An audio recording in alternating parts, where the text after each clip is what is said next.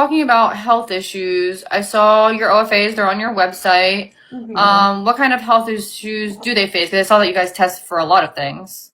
Yeah, so our biggest thing is honestly genetic testing, but we also test for hips. We also do eyes. Elbows is optional, it's not required, but like most people include elbows as well. But the three main genetic testing we do is polymyositis, which is still prevalent in the breed, von Willebrand's disease, and hereditary necrotizing myelopathy, also known as ENM. It's more common in Kooikers than most other breeds. And what we do for the genetic testing is, so the old way we used to do it, we used to do embark testing, and we used to, because embark would test for tricolor carriers as well. Kooikers can be tricolor. It is naturally occurring. However, it's not something that we breed for, and it is a DQ. We would send off like blood samples to the Netherlands as well, and that's how they would test for, the genetic diseases and stuff.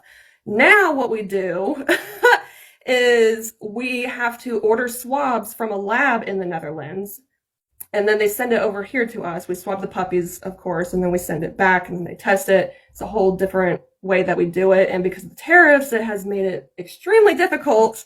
It took 5 weeks, I think, to receive the swabs. I pretty much ordered the swabs as soon as the puppies were born because I knew it was going to take a while. You can still send blood if you want to, but anymore now, we're doing swabs. What is the polymyositis? Polymyositis. Thank you. So it's basically the immune system attacking its musculature system. So it makes it difficult for them to walk, it makes it difficult for them to swallow, and it's just basically not a good quality of life, right? And it mostly affects younger dogs. However, there is a case study that they're doing in, where is it at? Finland, I think it is. And because there's this whole debate versus like spaying and neutering versus not spaying and neutering, because some people think that hormones play a factor in them developing the disease. So like heat cycles could trigger it potentially, right? But there's still a lot that we don't know about polymyositis. But anyway, the case study is saying not to spay and neuter, because so the oldest case study that they did was on a 10-year-old male, and I don't know why they neutered him at 10 years old, but they did. And then not long after, he immediately developed the disease. Interesting. Yeah. Yeah. So there's a whole debate, and it's kind of like you're damned if you do and you're damned if you don't, you know? Yeah. And one of the biggest things, because I know it's probably going to come up, and like transparency is very important to me. So, there's three. You could either be a mutant, a carrier, or clear, right? Odin is clear.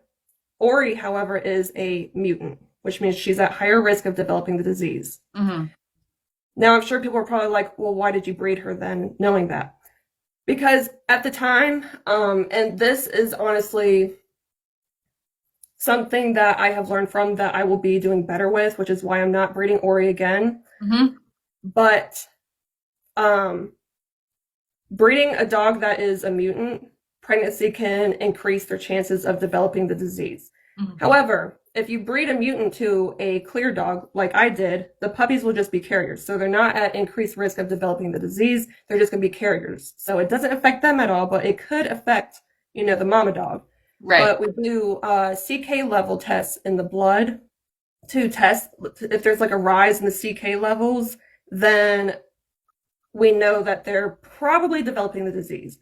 So I did, immediately after the puppies were weaned and they all went home and everything, I did have a blood test done for Ori just to check to see what was going on, and she's still good so far, and hopefully she stays good. It does it does only affect like 1% of the population, which doesn't sound like a lot. Yeah. But considering how small in numbers we are, it is kind of significant. So this year, actually, the VHNK, which is the Dutch Kooiker Club, they're not allowing mutant dogs to be bred anymore. So, which that's not the reason why I decided not to breed Ori. I didn't know about that until after I had decided. But yeah, I'm not breeding her again. Like, she's more important to me than breeding litters. Right.